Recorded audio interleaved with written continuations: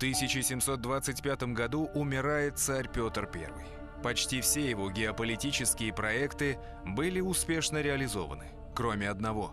Историк Петр Рычков писал, что его величество по победоносном и торжественном окончании шведской войны, между прочим, изволил особливое попечение иметь и о том, что путь во всю полуденную Азию отворить, а своевольный башкирский народ на вечное время обуздать.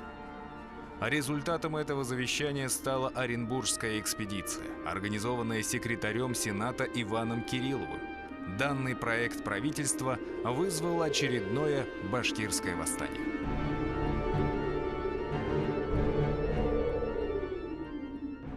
Первый исследователь Южного Урала, историк и географ Петр Рычков, назвал его третьим башкирским бунтом, что не совсем верно, так как это был уже четвертый по счету бунт. Предыдущее восстание получило в народе название Алдаровщины по имени его предводителя Алдара Исикеева. Существовало ли народное прозвище у нового башкирского движения? По всей видимости, единого названия не было. Существовали лишь региональные характеристики. Например, жители Казанской провинции называли его Акаевщиной по имени батыра Тамьянской волости Акая Кусюмова, запомнившегося им своими опустошительными набегами на крепости и села Прикамья. Акай Кусюмов, батыр и старшина Тамьянской волости, сын Кусюма Тулекаева, одного из предводителей башкирского восстания 1704-11 годов. Жил в верховьях реки Ик в вотчинах башкир Юрмийской волости. Это восстание 30-х годов было очень длительным. Было много предводителей. И притом фактически, хотя раньше говорили, это одно восстание с 1735-40 года, фактически было три восстания. Поэтому если мы начнем говорить чье-то восстание, тогда надо назвать около 10, даже больше предводителей. Таким образом, в отсутствие одного всеобъемлющего определения можно принять название Акаевщина, хотя оно касается всего лишь первого этапа этого продолжительного восстания, а территориально ограничивается лишь западной частью Башкирии. Петр Рычков писал: начинателями и предводителями сего бунта были сперва на Гайской дороге Кельмяк-Абыс, до Казанской дороги старшина Акай, сын упомянутого во втором бунте Кусюма. Кельмяк Нурушев, башкир Юрматынской волости, Абыс, то есть священнослужитель и хафиз, один из участников башкирского посольства к турецкому султану во время восстания 1704-11 годов. Появлению проекта Оренбургской экспедиции предшествует удачно складывающаяся политическая конъюнктура в степях Центральной Азии. В 1731 году казахский хан Абул-Хаир принимает русское подданство. Теперь, как казалось обер-секретарю Сената Ивану Кириллову, и до Индии рукой подать. И вот 1 мая 1734 года его затея получает одобрение императрицы Анны Иоанновны.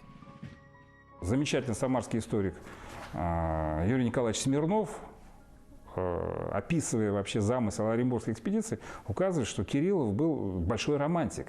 То есть он предполагал кратчайший путь достижения, в первую очередь, конечно, не только Средней Азии, но и Индии, чисто географически. При этом он наивно полагал, что местное нерусское население будет в восторге от этого проекта и всячески его будет поддерживать, поскольку через их территорию будет проходить выгодная экономическая, в общем-то, магистраль. Да? То есть это в какой-то степени вот такое наивное представление человека из центра, не знавшего ни местной ситуации, имевшего свое представление о том, как будут разворачиваться события и так далее. Интересно, что сам Петр предполагал двигаться в Азию через Каспийское море. С целью разведки в 1722 году он даже совершает свой персидский поход. Однако Кириллов, вопреки замыслам покойного царя, выбирает самый неудачный маршрут. Если бы Кириллов двинулся в Среднюю Азию не через Башкирию, а, скажем, через Самару или даже Астрахань, то результаты могли быть совсем иными. Но он пошел именно через Башкирию и помимо своего желания был втянут самой ситуацией в решение больного для правительства башкирского вопроса. История Кириллова – это история о том, как при известных обстоятельствах кабинетный ученый и даже романтик может превратиться в жестокого палача и злодея.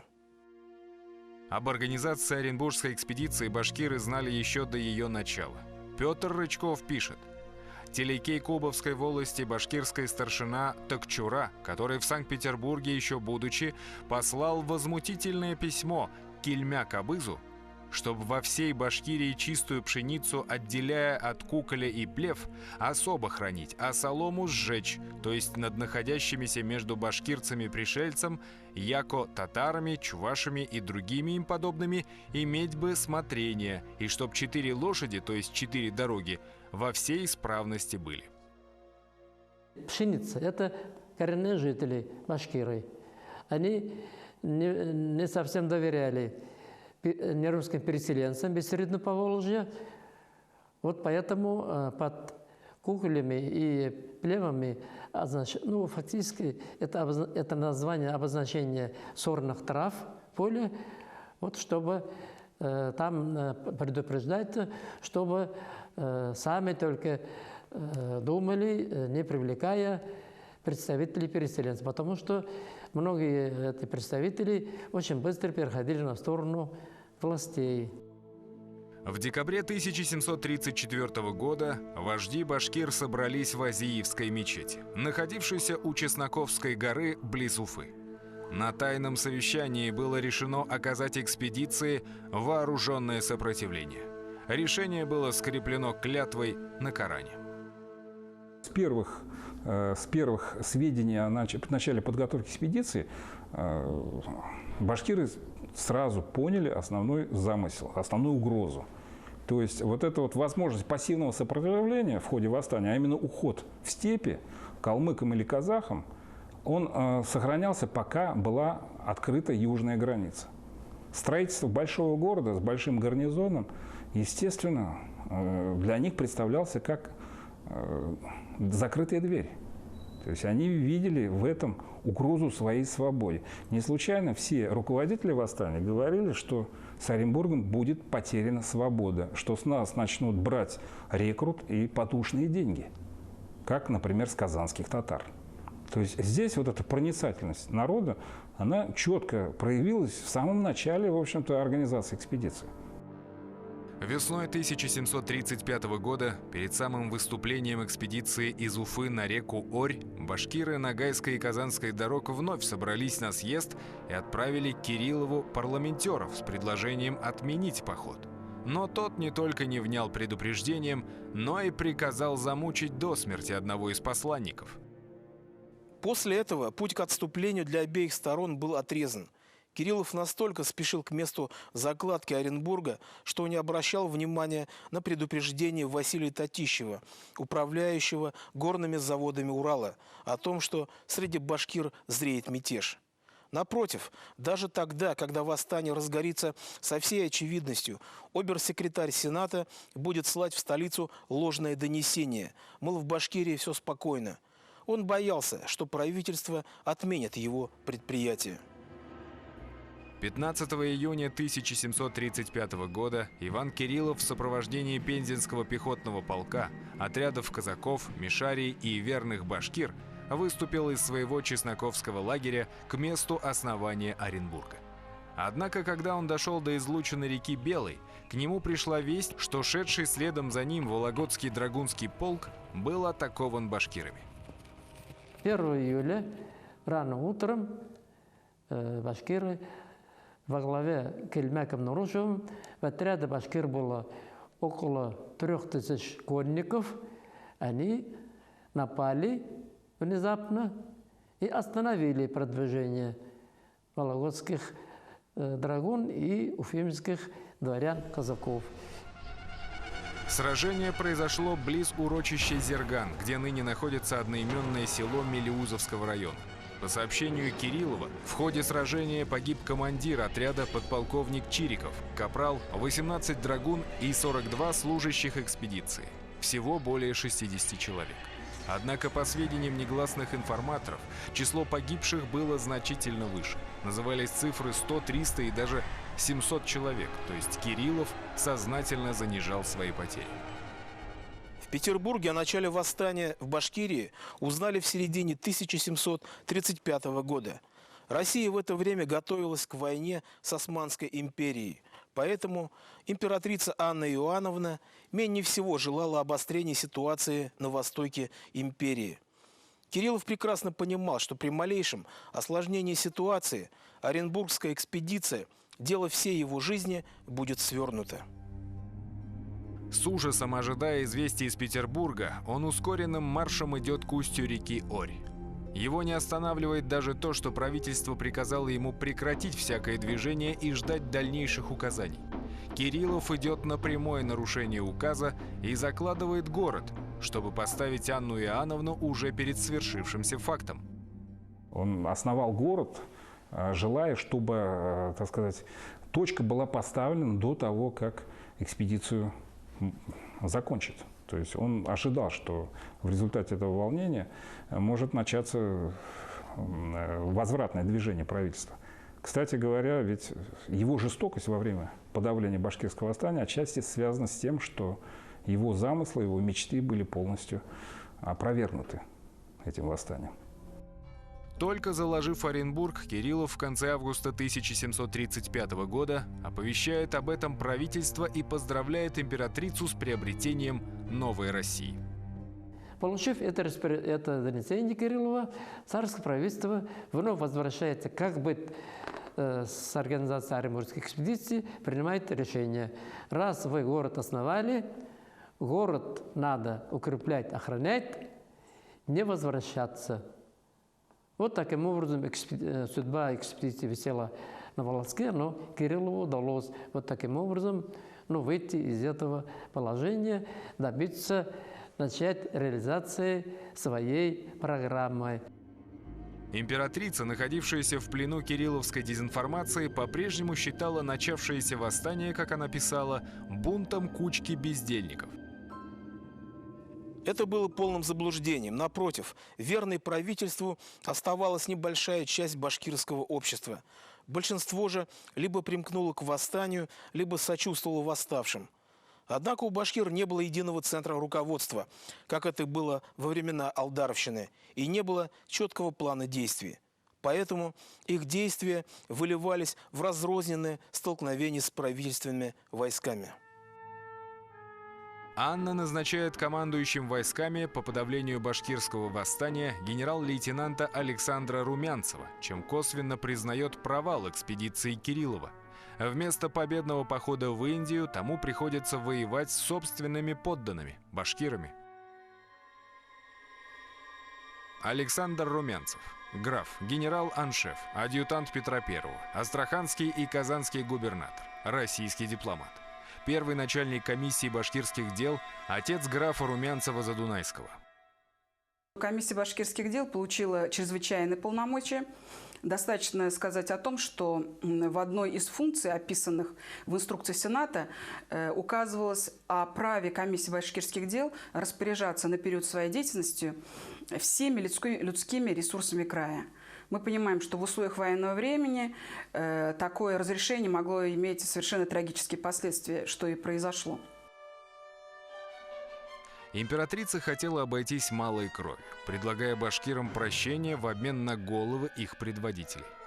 Весьма полезно было, чтобы из соизволяемого нашего всемилостивейшего генерального прощения самые первейшие начальники и авторы сего бунта, а особливо Кильмяк Абыс и Акай, выключены и от них, башкирцев, нам выданы. Несмотря на увещевание императрицы, восстание продолжается. Летом и осенью 1735 года Акай Кусюмов разоряет Прикамье, сжигает дворцовые и монастырские села, аулы верных старшин, штурмует крепости Закамской засечной линии, Мензелинск, Заинск, Кичуевск, Новошишминск. Получив приглашение от Румянцева явиться на переговоры, Акай приезжает в условленное место и оказывается в заложниках. Неутихающее башкирское восстание вынуждает Кириллова оставить в новопостроенном Оренбурге гарнизон, который насчитывал более 1000 человек, а самого его идти вглубь Башкирии для борьбы с повстанцами. Однако гарнизон нужно чем-то кормить, поэтому он отдает распоряжение отправить из Теченской Слободы, сейчас это село в Челябинской области, огромный продовольственный обоз. Обоз состоял из 1000 саней, груженных хлебом. Его охраняли 3 роты солдат и отряд ландмилиции. Однако недалеко от Верхояицкой крепости, ныне это город Верхнеуральск, караван был атакован башкирами. К нему на выручку выступил сибирский драгунский полк под командованием полковника Арсеньева. Состоялось новое сражение, в результате которого драгуны понесли существенные потери. Это было очень большим успехом. Целый полк окружен, ничего не могли сделать против восставших башкир. И тогда говорят башкиры, если, говорят, вы вернетесь обратно, мы вас не тронем. У Арсеньева, полковника Арсеньева, не было другого выхода, как принять ультиматум восставших башкир. Сибирский драгунский полк беспрепятственно вернулся обратно. Аналогичным образом был выпущен из окружения и продовольственный обоз. Вот тоже интересная вот эта форма борьбы. Вот они выступают не против русского государства, выступают против вот это мероприятие, которое они считали неправильными, что эти мероприятия задевают их интересы. Вот отсюда, мне кажется, вот такое мягкое отношение и продовольственному обозу, и окруженному полку Арсеньева. Руководил повстанцами Зауралья Батыр Юсуп Арыков. Юсуп Арыков, башкирский старшина Киргиз-Табынской волости Батыр и Мулла, жил в ауле Арыкова, нынешнего Кунашакского района Челябинской области. Меж тем происходят события, надолго устранившие желание башкир примиряться с правительством. В январе 1736 года полковник Тевкелев уничтожает деревню Сиянтус. Рычков, лично присутствовавший при этом, писал: «Близ 1000 человек с женами и детьми их в онной деревне перестреляно, и от драгун штыками переколото. Сверх того, 105 человек забраны были в один амбар и тут огнем сожжены. Причем всего удивительнее, что многие из тех воров, будучи в огне, имеющиеся в амбаре копья, со многими хульными и бранными словами в стоящих тут драгун выбрасывали и нескольких тем поранили. И таким образом вся онная деревня Сиянтусы и жители с их женами и детьми от мала до велика через одну ночь огнем и оружием погублены». Кутлу Мухаммед Мамешевич Тевкелев, касимовский мурза, после крещения принявший имя Алексея Ивановича Тевкелева, в башкирской народной песне «Тавтиляу» заклеймен как убийца и палач. Вот эта жестокость, проявленная Тевкелевым, потрясла все население башкир. После этого башкиры начали также жестоко относиться к своим царским командам, их сторонникам, которые выступали против них. Вот после этого восстание приобретает действительно истребительный характер. Однако зверства карателей только подливают масло в огонь. В новом 1736 году наступает пик восстания. Начало Нового года омрачилась трагедия Оренбурга. Оставлен без снабжения действиями Юсупа Арыкова, закрывшего дорогу продовольственному обозу из Теченской Слободы, гарнизон крепости испытывал большие лишения. Тогда подполковник Чемодуров решил большую часть личного состава отправить в Сакмарский казачий городок, который располагался в 300 верстах от Оренбурга. И вот 700 солдат под командованием премьер-майора Рогинского вышли в заснеженную степь. Как пишет Рычков, более 500 человек из команды его, Рогинского, на степи померзло и померло, а остальные 223 едва живы, и кто как мог на Сакмару вышли. Узнав об этом, Кириллов обрушил всю свою злость на мирное башкирское население, уничтожив 148 аулов между Уфой и Табынском. На севере Башкирии акции устрашения проводил полковник Тевкелев. Башкиры, вот написав песню Тевкелев, они хотели сохранить, вот, передавая из уст в уста, в памяти народной деяния этого человека. Действительно, этот человек заслуженно получил имя палача, человек, который не просто организовывал, руководил, но, собственно, сам принимал участие в этих карательных экспедициях. Вслед за этим Юсуп Арыков осаждает Верхояицкую крепость и вынуждает гарнизон в составе 2 рот покинуть ее. Как сообщает источник, вор Юсуп, вызвав обер-офицеров и солдат обманом и всех побил, а пушки, порох, свинец взял себе. 14 февраля в деревню Кубово, что находилось в 30 верстах от Уфы, вступил отряд секунд-майора Артищева, в котором было 300 солдат Уфимского полка и 150 казаков и дворян. Их атаковал Тулькучура Алдагулов. Тулькучура Алдагулов, башкирский старшина Каркудейской волости, Батыр. Рычков пишет: капитан Корюгин и с ним поручик Аничков, уфимский атаман Кадамцев и лучшие из уфимских дворян и казаков, людей всего регулярных и нерегулярных человек более 100, при означенной деревне Кубов побиты, которым авантажем воры-башкирцы к наибольшим там злодействам ободрились и премногие пакости около города Уфы делали. В ходе восстания, конечно, выросли очень многие предводители, показали себя храбрыми, неустрашимыми воинами. К одним из них относится Тулькучура Алдагулов. Он был верным помощником Юсупа Арыкова, участвовал во всех сражениях, которые шли в это время на территории Сибирской дороги. 16 февраля 1736 года правительство провозглашает курс на беспощадное подавление башкирского восстания. Божьей милостью мы, Анна Императрица, и самодержица Всероссийская и прочее. Нашему генерал-лейтенанту и казанскому губернатору Румянцеву, Сибирской и Ногайской дорог башкирцы, презирая нашу императорского величества недавно учиненную высочайшую милость, замешание показывают, чего ради указали мы отрядить войск наших, а именно: было приказано мобилизовать более 10 драгунских, пехотных, гарнизонных и конных милицейских полков, а также крупные отряды яицких казаков, дворян, служилых татар, калмыков. Всего свыше 22 тысяч человек. Несмотря на репрессии, весной 1736 года восстание разгорается с новой силой. Оно охватывает огромную территорию от Закамской засечной линии на западе до Царева городища на востоке. Ныне это город Курган. И от Оренбурга на юге до Перми на севере.